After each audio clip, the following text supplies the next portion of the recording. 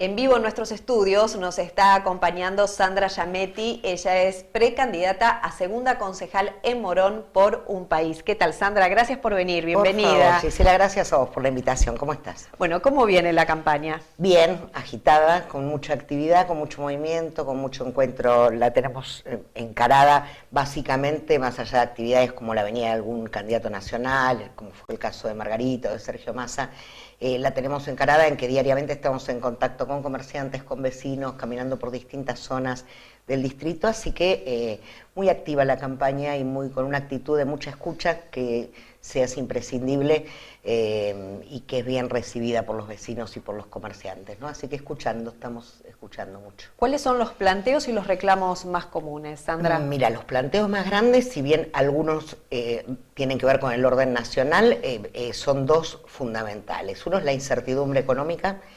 que angustia bastante a la gente, al comerciante, y es transmitido en esos términos, en términos de incertidumbre. No es solo lo que puedan estar padeciendo económicamente en cuanto a la reducción de clientela, de compras y a la presión de los servicios, de los impuestos, sino la gran angustia que se genera, y está como una constante, ¿no? Y en distintas zonas del distrito, pero la gran angustia es: no sabemos qué va a pasar mañana, no sé si tengo que cerrar, vivo para pagar y no tengo margen para nada. Este es un planteo recurrente y constante de los comerciantes. O sea, una visión de futuro muy negativa. Muy negativa, ¿no? Y además tratando, y nosotros comprendiendo claramente la angustia que provoca vivir en estas circunstancias. Desde lo más elemental, gente que nos decía: yo acostumbraba con mi familia a ir a comer afuera, a hacer una salida al cine, y hoy la verdad que lo que rige mi semana laboral y mi semana de vida, porque de esto se trata, es la vida de ellos, sí, es ver cómo pago esa cosa que se vence esta semana y que tengo que pagar.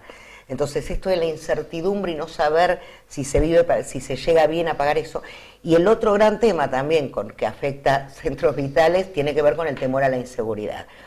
Así que si yo te digo que hay constantes con las que puedo simplificar y definir cómo encontramos a la gente, son estos dos grandes pilares, ¿no? Sobre todo en las zonas comerciales, sobre todo con los comerciantes. Nosotros hay zonas enteras, mirá que ya hemos andado casi no por todos, pero casi por la totalidad de los centros comerciales del distrito, y hay lugares, por ejemplo, como Rosales, a partir de Derqui, en Palomar, en el que no hay negocio que no atienda con rejas, que no nos tengan que habilitar especialmente para pasar, en el que han sido o víctimas ellos o víctimas sus vecinos de hechos de inseguridad. Así que estas son las dos grandes cuestiones que hoy los atraviesan, ¿no? ¿Cuáles fueron las falencias más importantes en la gestión de Tagliaferro en torno a este tema, la inseguridad? Con este tema hay una que es muy palpable y la vemos nosotros en las mismas caminatas. Nosotros estamos a veces 2 o 3 horas en un barrio y nos pasó ayer en Castelar Sur, estuvimos en William Morris y Pavón, y nos pasó, no vemos pasar a la policía en ningún momento.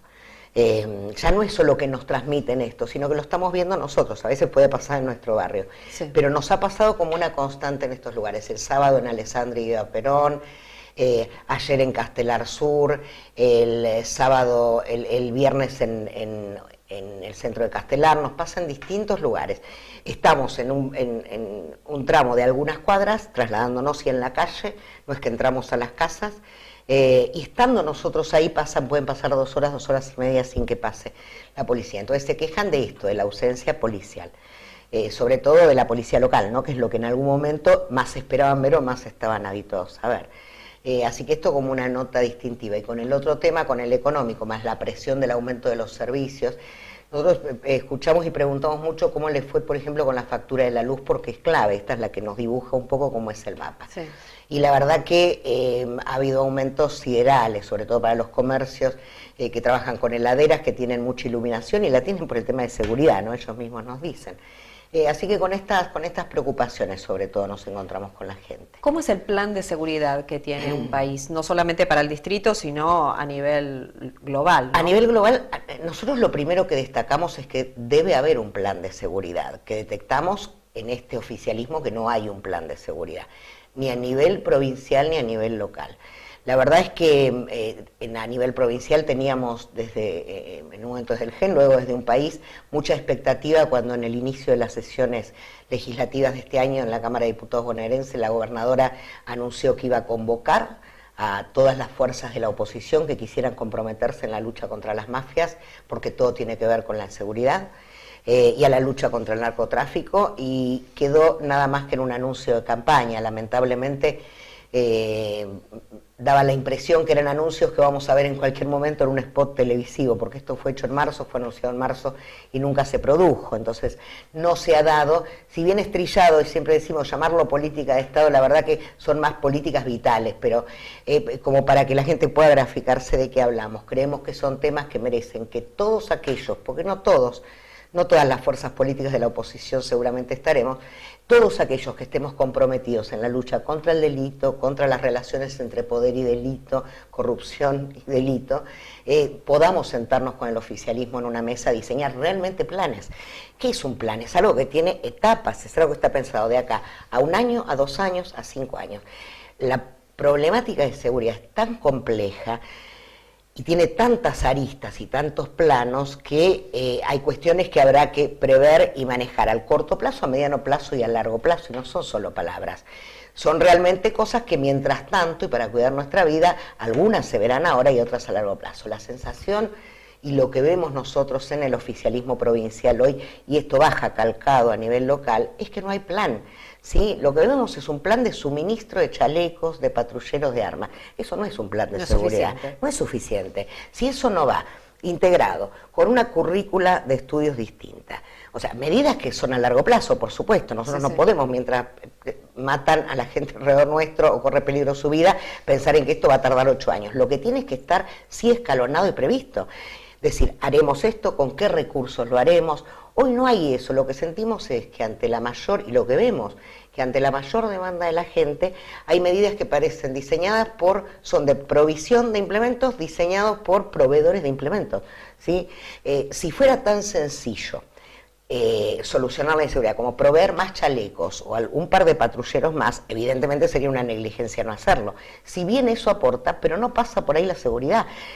Para ir a lo concreto, porque el tema es muy largo, pero ¿esto qué demanda? Concretamente, por ejemplo, modificaciones serias e importantes en la justicia y en la administración de la justicia, no solo en nuestros códigos, sino en la administración de la justicia. Tenemos una administración de la justicia en todos los niveles que está trabada, que es sospechada en muchos casos, y que tiene que ver con todo el esquema general de la lucha contra la inseguridad, el planteo contra la inseguridad. Tiene que ver con las cárceles también. Hoy nuestras cárceles, como siempre decimos, sirven para que quienes están detenidos se perfeccionen y hagan un máster en el delito por las condiciones en las que están.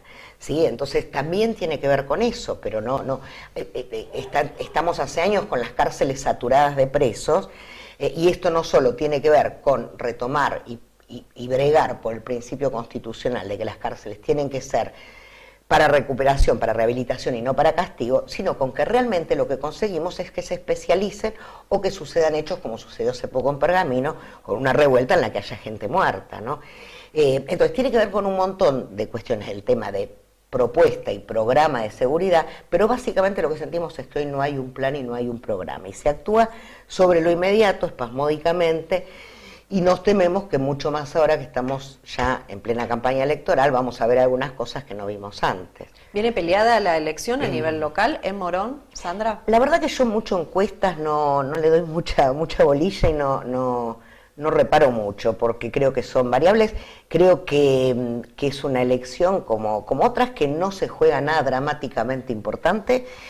Nosotros bregamos contra el concepto de grieta y de polarización con el que algunos quieren, la verdad, hacer un negocio de conveniencia política, en términos de conveniencia política, ¿no? La palabra negocio, y creemos, no estamos dispuestos ni a pelear con nadie, ni a usar un tono de campaña que tenga que ver con peleas, por eso no nos hemos cruzado prácticamente con nadie, ni en ningún medio, ni en ningún programa, ni en la calle tampoco. No hemos tenido mucha oportunidad de intercambiar con el resto de las fuerzas políticas. Pero para nosotros viene, la verdad, hemos diseñado una agenda y estamos muy concentrados en cumplir esta agenda y en llevarla adelante. ¿Y deberían seguir existiendo las PASO con el costo que le lleva al país? No, pero con esta salvedad.